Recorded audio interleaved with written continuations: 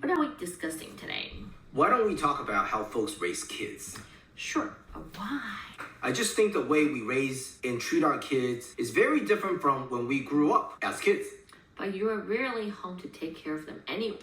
That is true, but still, the way they grow up is just so different from our time. Don't you think? I do. Sure, let's talk about it. Before we start, can I ask you a question? Sure, give me something good. Are you a camera? No. Why? Because every time I see you, I smile. That was a good one. Okay. Howdy folks, welcome to our channel. I am Pushy. I'm Mushy. And we're the Pushy Mushy, yeah! So, B. serious is actually a gram-positive bacillus that has the potential to cause food poisoning. Seriously. We will do our best to combine facts with humor, but if we do make mistakes, please let us know and we will do our best to correct. Please like or dislike, hopefully not dislike, subscribe, comment, share, and press that bell icon. Great. So, were you a good kid or a bad kid when you were growing up? I was bad, at least culturally, without a doubt. Bad. I got spanked left and right every day. I think you might confuse our viewers. Were you bad in the legal sense? You're absolutely right. I should explain this a little bit. So, in Asian culture, or I should say, at least in my family, being bad can either mean you're being extremely naughty or actually problematic in a social sense. For example, at school. So, which type were you? Both. And I think my parents would agree if you were to ask them. Perhaps we can do an episode with them in the future. But for now, they're not here. So what I say is the truth. I feel so sorry for your parents. Don't lah. They're fine and very happy with me right now. You should feel sorry for yourself. Why? Because I assume your sons carry my DNA. So I think they're going to give you the same problems I gave my parents. What do you mean by assume? They have your DNA. I'm sorry. They do. Which means there's going to be some trouble for you, I'm fairly sure. I think our kids are very sweet. Oh, I think they're very sweet at this time. Enjoy while the sweetness lasts. Stop implying they'll become like you. But just so I am prepared, how did your parents deal with you? So if we talk in a medical fashion, spanking was the medication. It was BID plus PRN, meaning twice a day, scheduled, and on top of that, given as needed. Didn't you get spanked when you were a kid? Yes, I did, but rarely. Only PRN, not scheduled like you. You must be really bad. So I have to clarify, I wasn't all that bad. I did well academically, I was a pretty popular kid at school, and I did help housework at times. But for whatever reason, I loved talking back to authorities in a rebellious manner. I don't know why, but I was very pumped whenever I did or say something rebellious. So how long did that last? Oh, probably a good 12 years. I'm fairly sure I got better after I went to college. So spanking is somewhat of an Asian culture. Is that true? I think that is very true. Likely significantly less so nowadays, but definitely very true among my classmates and friends as I grew up. How did you know about your classmates and friends spanking at home? Heck, we shared how we got spanked by our parents at school. Just like when wives together, they complain about their husbands. Also, for all of you folks in the South, spanking appears to be more common than elsewhere in the US, at least from talking to folks from my personal circles. 你为什么打我? I don't know.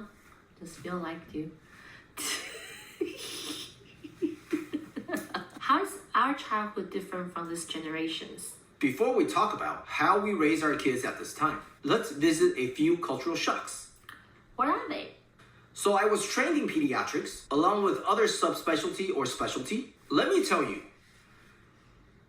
Let me tell you. Let me tell you. Let me tell you what I found shocking when I was in med school and residency. Oh, I think I know what you're talking about. I remember a few years ago when you found out about this. You were so shocked you came home and discussed this issue with me for hours. Like I could influence the American Academy of Pediatrics or the AAP. But for the sake of our audience, what shocked you? When I was in school and training, I learned that the AAP discouraged the use of corporal punishment. That was eye-opening. I was like, wow, What? What does corporal mean? What kind of reaction was that? Seriously, listen, folks. English wasn't my primary language. How can you expect me to know every word? For folks that have that unrealistic expectation, you should go blame my parents, not me. Your parents did not do anything wrong. That wasn't what they said to me. Every time I made a mistake as a kid, my father reminded me it was a mistake to bring me to this world. You know he didn't mean that. You're actually right. I know he didn't, but I didn't know he didn't at the time. Anyway, I appreciate my parents a lot, but that is not the point of this episode. The point is, why would the AAP use the word corporal? That was such a difficult word, which I had to look up. That is also not the point of the episode. What does corporal mean? It means relating to the human body. In other words, AAP discouraged spanking. This was like the Disney movie Aladdin. A whole new world, a new fantastic point of view. True. We couldn't wait to tell our parents that spanking was discouraged.